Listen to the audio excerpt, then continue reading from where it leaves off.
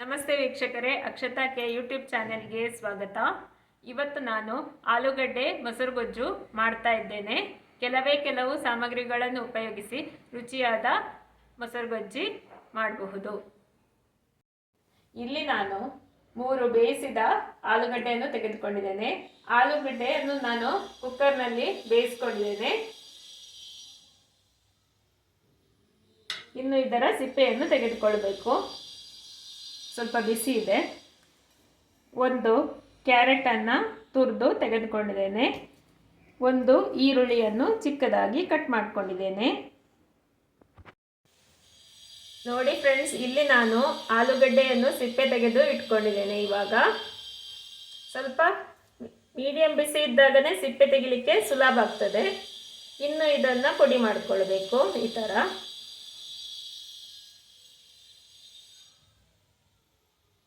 ನೋಡಿ, ಇದು ಒಂದು ಸುಲಭವಾದ ರೆಸಿಪಿ. ಬ್ಯಾಚುಲರ್ ಕೂಡ ಮಾಡಿಕೊಳ್ಬಹುದು. ಅನ್ನಕ್ಕೆ ಬಹಳ ರುಚಿಯಾಗಿರ್ತದೆ. ಮತ್ತು ಈರುಳ್ಳಿಯನ್ನು ಹಾಕ್ಕೊಳ್ಬೇಕು.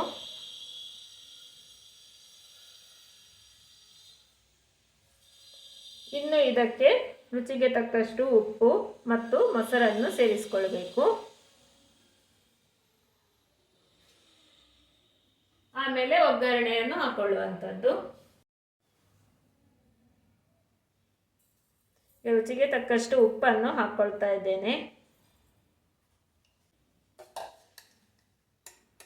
ಮೊಸರನ್ನು ಹಾಕ್ಕೊಳ್ತಾ ಇದ್ದೇನೆ.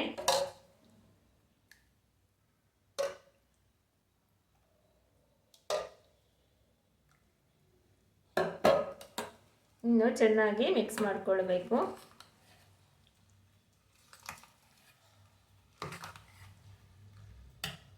ಸ್ವಲ್ಪ ಮೊಸರು ಬೇಕು.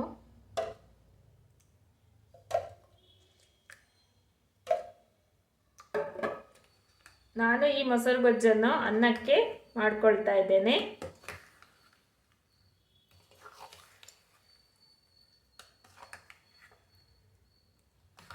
ನೋಡಿ, ಇನ್ನು ಇದಕ್ಕೆ ಒಂದು ಒಗ್ಗರಣೆಯನ್ನು ಹಾಕ್ಕೊಳ್ಬೇಕು.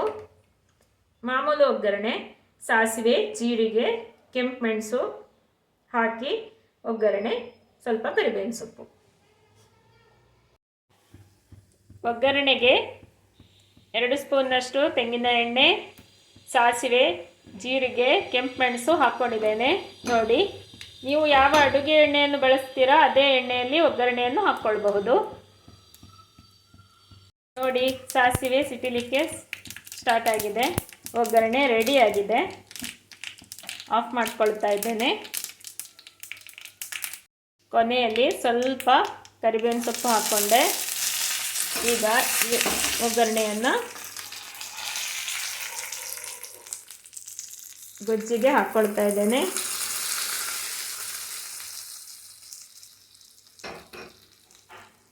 ನೋಡಿ, ರುಚಿಯಾದ ಆಲೂಗಡ್ಡೆ ಮೊಸರು ಗೊಜ್ಜು ರೆಡಿಯಾಗಿದೆ. ಅಕ್ಷತಾ ಕೆ ಯೂಟ್ಯೂಬ್ ಚಾನೆಲನ್ನು ಲೈಕ್, ಶೇರ್, ಸಬ್ಸ್ಕ್ರೈಬ್ ಮಾಡಿ. ಧನ್ಯವಾದಗಳು ಮತ್ತು ಎಲ್ಲರಿಗೂ ಶುಭ ದಿನ.